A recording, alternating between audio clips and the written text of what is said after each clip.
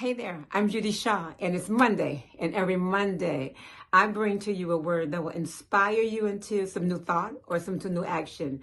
And so the word that I chose today is senses. Yes, I mean the five senses that we use every day to relate to this physical world, this material world. That's seeing with our eyes, hearing with our ears, smelling with our nose, and tasting, and even touching and feeling. So that's the way we relate to this physical world. But there's another way, a higher way of learning or knowing, and that's when we use our spiritual senses. And I want to make the difference or distinction between the physical senses and the spiritual senses.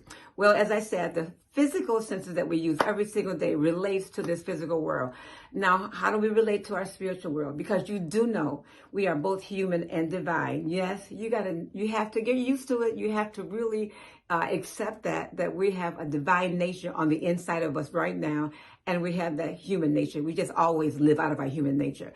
But the same thing that our five senses do for us in our physical world is the same thing that our spiritual senses do in the spirit realm. So I hear out of my spiritual ears. I have eyesight beyond my natural eyesight.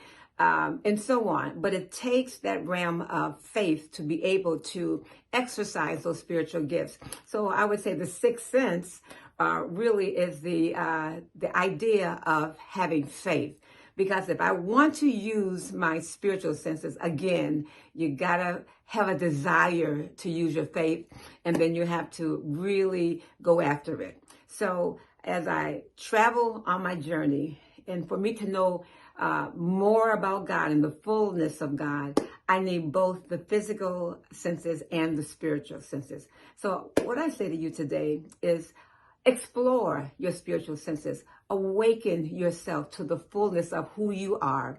Again, we're just not merely human beings, but honestly, we really are supernatural in that sense, because the Bible does say that we were made in the image of God.